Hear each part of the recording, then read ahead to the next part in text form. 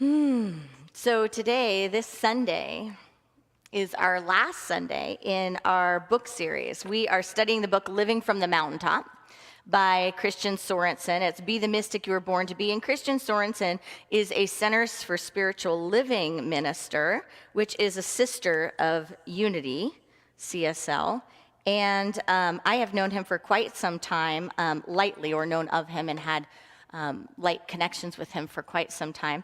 And next week, if you are in town, or if you're even anywhere in the Kansas City, come into town, because we have the great fortune of having Dr. and Reverend Ken here. He was here on the AGNT night, and if you got to experience him, his consciousness is powerful. He is the leader of that spiritual movement. He is the spiritual leader of the Centers for Spiritual Living, and he also serves on AGNT.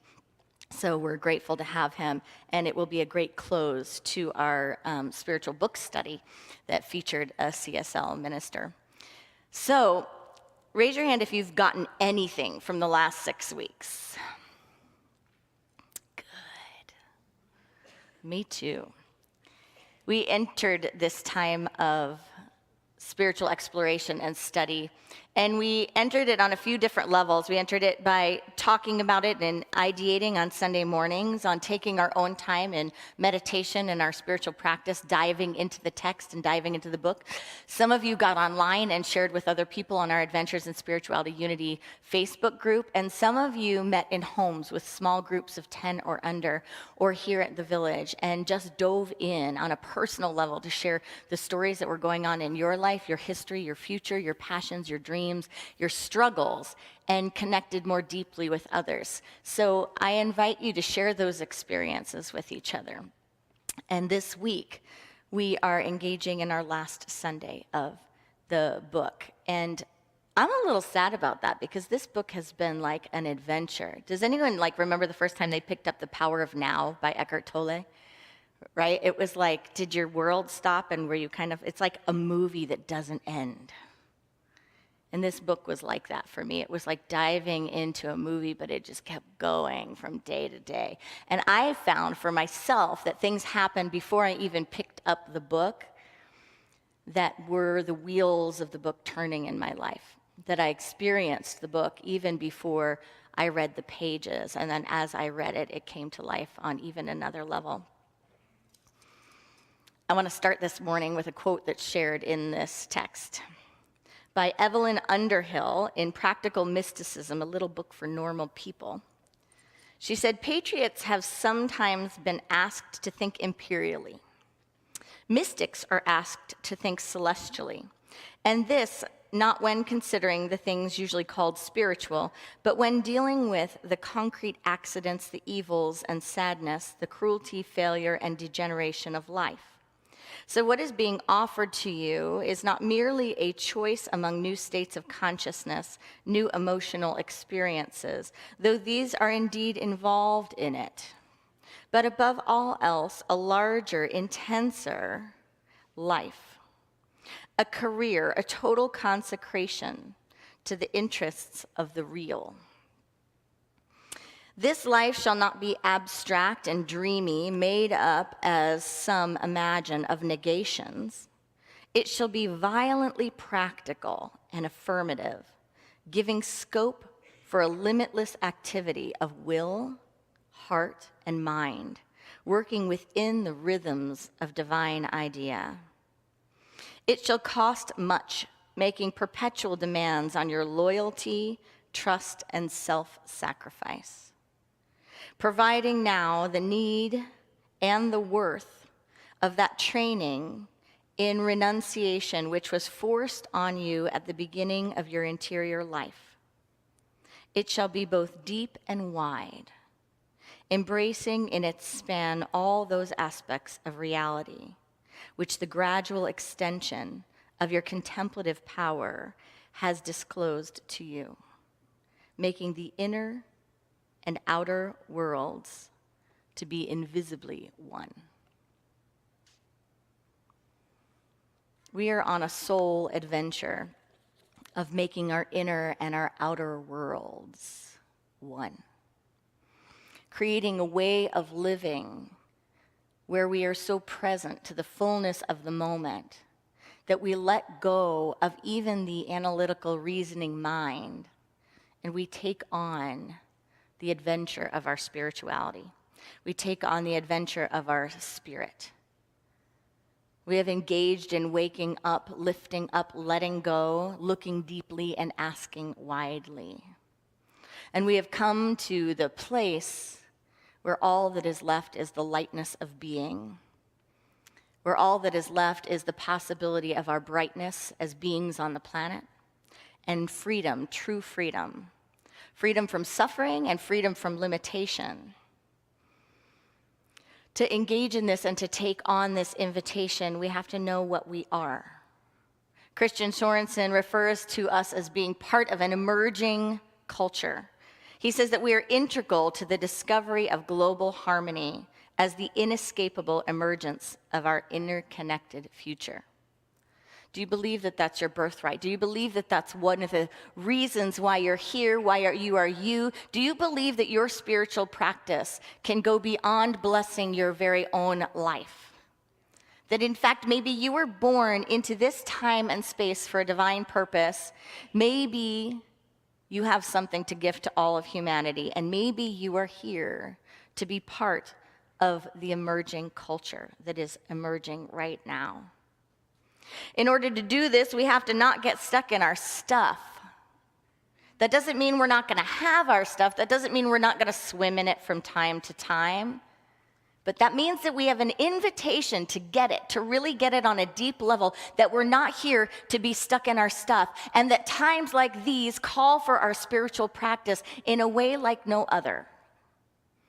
It calls for us to wake up to that very easy, sedated mindset where we can just go through the motions, where we can just turn on the television, where we can wake up and go to sleep, wake up and go to sleep, wake up and go to sleep and wake up again and do the same thing, where we can stay comfortable in our little comfort zones rather than lifting off and taking chances, rather than giving voice to the visions in our hearts. Rather than taking a stand and aligning all aspects of our being with that which we want to make agreement with. We make agreements every day. We make agreements with our energy, our time, our minds, our thoughts, our finances. And we do it most of the time unconsciously. Unconsciously, we are lifting out our hand and shaking the hand of the universe, saying, I'll make an agreement with that limitation. I'll make an agreement with this power. I will send my power and my energy, my life force into that drama or that illusion or that which I no longer wish to continue creating or be a part of. I will send my energy to that, whether it be with my finances and not having them aligned and being totally unconscious of what I am prospering, whether it has to do with my power, yes, power to worry or to powerfully create, my power to engage in my unconscious self without bringing my spiritual practice into the fold. We make a lot of quiet agreements. And to be spiritually mature is to start looking at those agreements, to start looking at them not as a separate sense of self that will defend herself, but to become open, raw, and sometimes even unhinged or chaotic in our own being, so that we can start diving into who and what we are, and become more skillful, more mindful, and actually use the practice of discernment and awakened living to show up in our world. Christian Sorensen talks about how we can be when we're in this state of sleep, this state of conditioning. And one way we can recognize this state of conditioning is when we see our minds looking at anything, and you can think of this internally and in our world, looking at anything and seeing it and thinking in our minds, there's only one option here, or there's only this limited scope of possibilities. The moment our minds go there, we are in a sense of separate self. We are in a sense of limitation. The moment our minds think there's only one way this can turn out, Have you pigeonholed anyone into that idea? Have you looked at any brother or sister in your life and thought, I know what I know about them. That's who they are. That's how they're going to show up. That's a vibrational field of limitation. Have you looked at yourself in any aspect of your life? Relationship, finance, career, health, mental health, circumstance, situation, family life. Have you looked at any part of it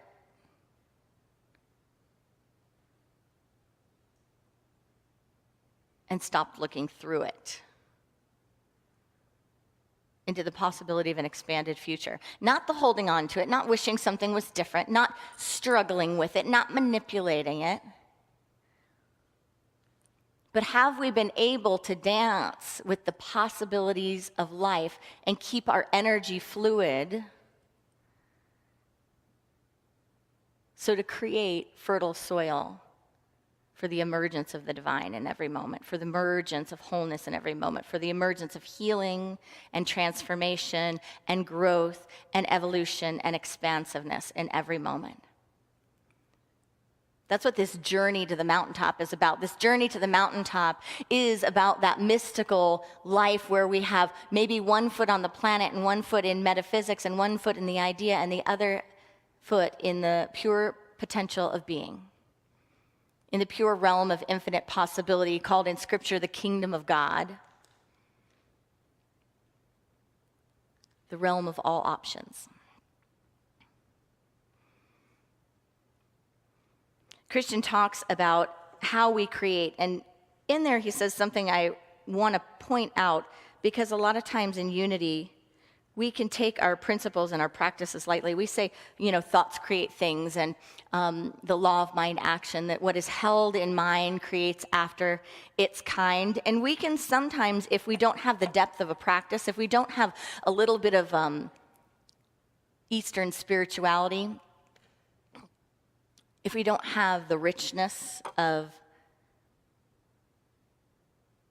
almost dying to the human experience, being torn apart by it, and getting to the depth of life, then we can take these things lightly.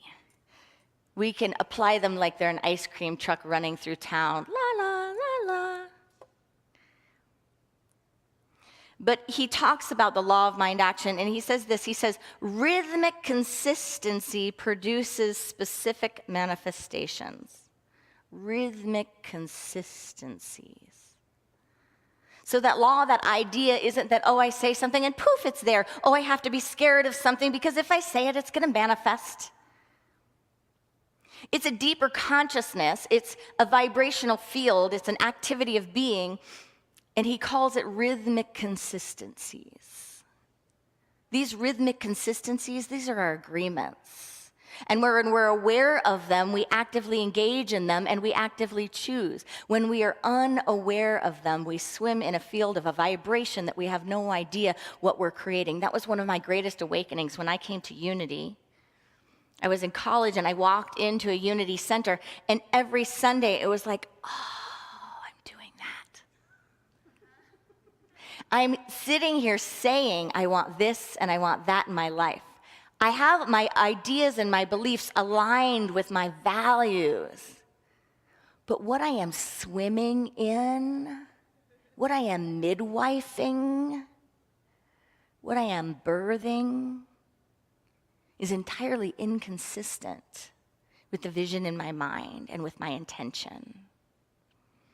And it was this beautiful, sometimes graceful, sometimes not as much, waking up to seeing how I am a part of my creation. He says the vibration that emanates from you is regulating and producing your harmony.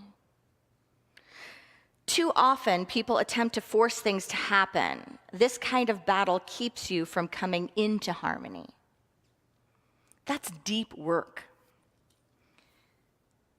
This kind of battle keeps you from coming into harmony. The battle where even you can start fighting with the ideas in your own mind, trying to make them better.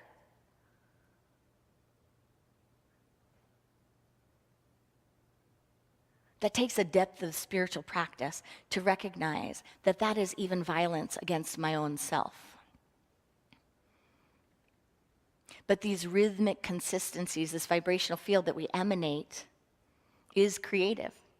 I have a girlfriend that lives in Wisconsin, and she was telling me, this is so funny. She was telling me about, well, it's not funny, but if you know her and our relationship, it's funny.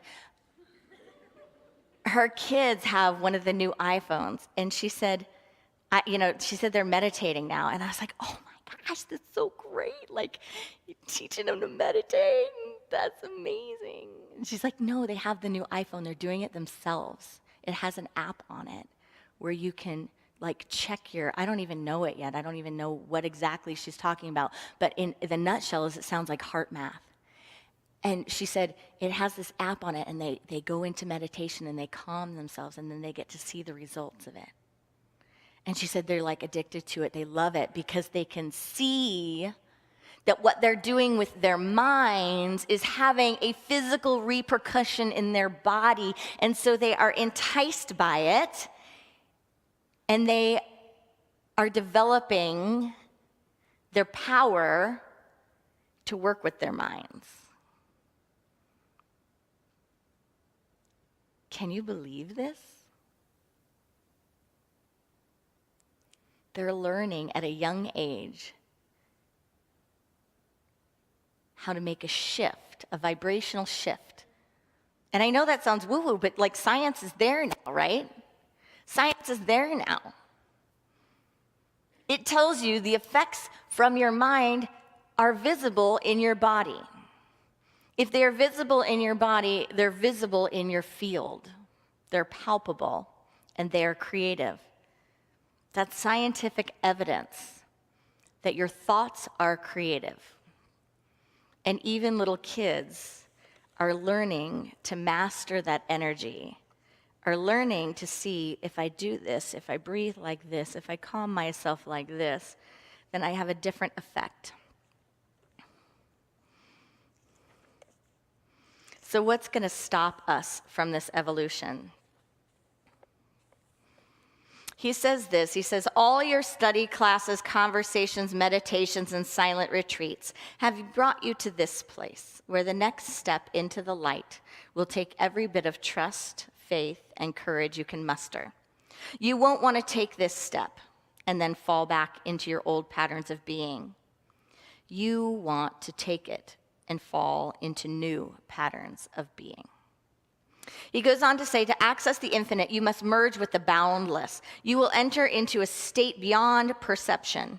Even your imaginal body, the externalized image for your awareness to know, must be surrendered. Absorption occurs when you let go of direct attention and find your equanimity in the radiant brilliance of consciousness. Find yourself letting go of even that awareness so that you can unite and expand and let go again and again into the rapture of the limitless realms of the exquisite state of pure oneness. Are we willing to live with that sort of spiritual abandon? That we allow ourselves, like the daily word said, to surrender in a way that can feel like defeat to the ego. It can feel like defeat to the self. It can feel like completely losing anything and everything you ever had planned. Even anything and everything you ever thought you wanted. We're born into this time and space, into these bodies. And day by day, we are reminded that these bodies will not be here forever. So what have we come to do? What have we come here to be? What is worth it for you? What at the end of your physical life could you say, I came here and that was worth it because I lived in this way?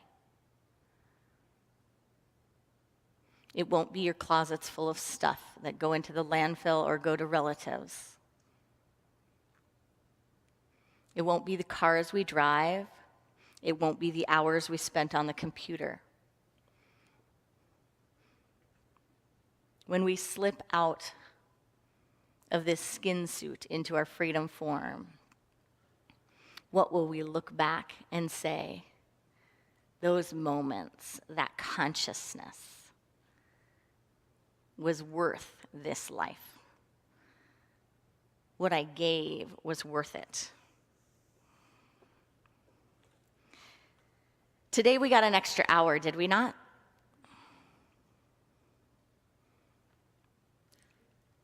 Allowing ourselves to be absorbed into the consciousness of this book and this spiritual practice will give us an extra life.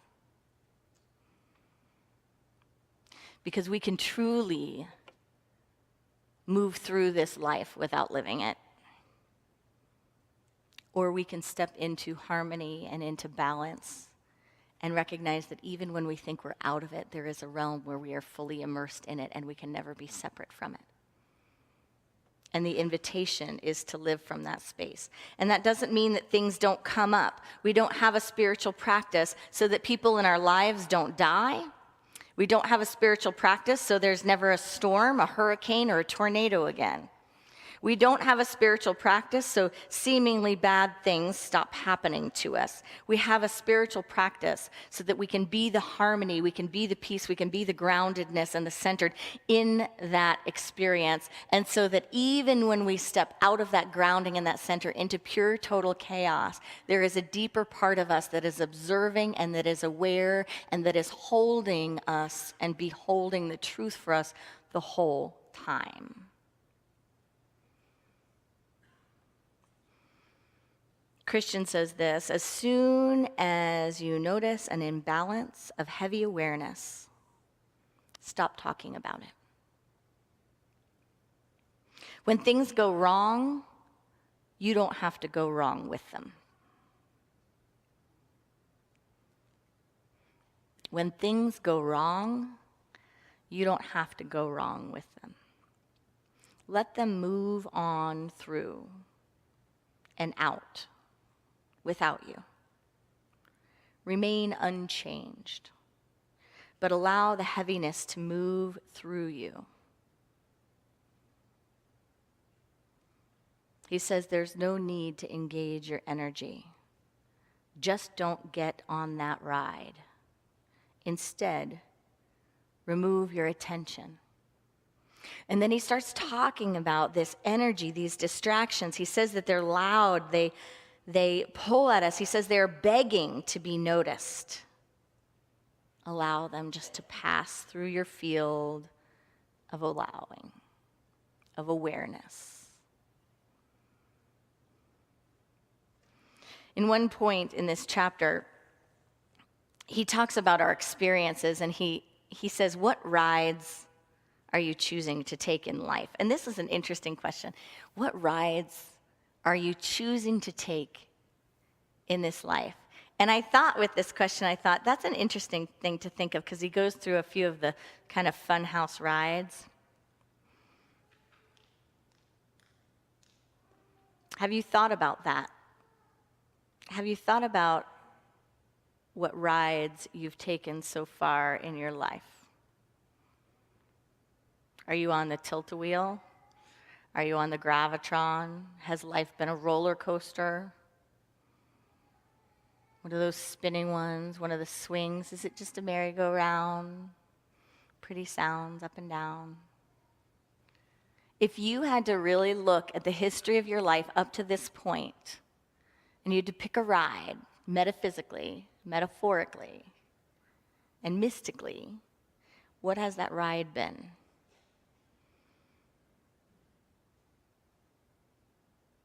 And is it the ride you still want to get on, day after day? Or do you want to make another choice? This is the day to check in. He warns us about not feeding and bowing to the wailers in our minds, those voices that whine and complain, those voices that want to make an enemy, that voices that want to make something wrong. And he invites us to become vigilant. He invites us to step up, to do a great inventory, to look below the surface of our lives. He invites us to become aware and mindful. So what are some of those tools? We've talked about in some of the weeks before that the tools are daily meditation, sitting in silence, emptying yourself. This week, some of the tools are discernment, mindfulness, always using that observer self, allowing the energy of the observer self to be like a practiced muscle, to be engaged, to work it out, to have it be like a nutritional plan, not a once-a-month diet, but to actually allow the observer self to have space in our awareness. He says there is a peace that passes understanding.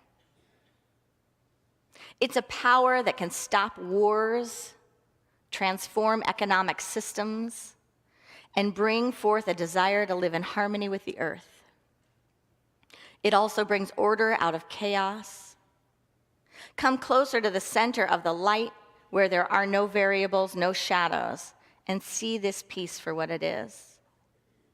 Turn and face the light and make a commitment to take the tough step, to face your discomfort and come to know the vital breath of life that fills your awareness. Be free from your ignorant emotional habits. The mastery of living is yours for the taking now.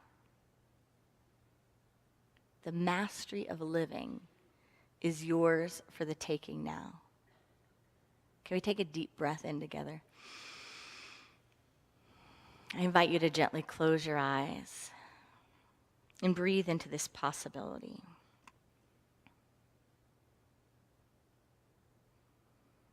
I can be free from my emotional habits that are ignorant of my divine birthright. I give myself permission. I believe in the possibility that this is true, that I can be free from the roller coaster rides of the past. It is true that the mastery of living is mine for the taking now. It is true that life isn't holding me back. I've been holding life back. Life isn't holding me back. Life is for me. It is true that I can surrender everything that is unnecessary for my evolution. It is true that when there is discord and chaos, I can bring light. I can turn on a brighter light.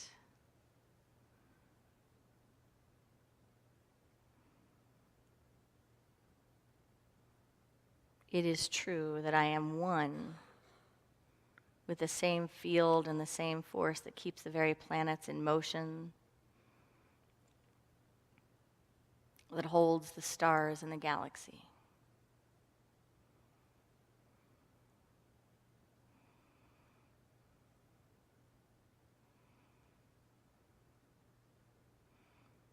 And we bring our attention back to this moment as we open our eyes to the possibility, the real and true possibility, that mysticism isn't for overly spiritual people, that mysticism isn't for people that don't have bills and don't have family situations and don't have health concerns and don't have life issues and in fact don't live on this planet. That the mystical journey is available right here and right now. Just like the moment you stop and see the moon and breathe it in and it breathes you in,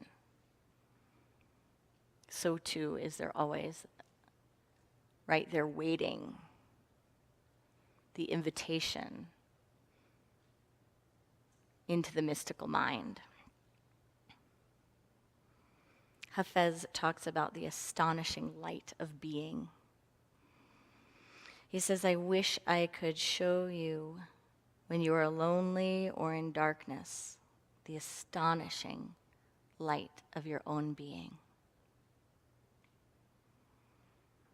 Have you seen that light? Have you seen it in others when they have been broken by the human condition, when they have been broken by suffering, when they are at the bottom? Have you been able to see right through everything that's happening for them, to them, through them, how perfect and beautiful they are? Are you willing to offer yourself and our world that same sight? That same ability to bring in light? The choice is ours, and the time is now. Namaste.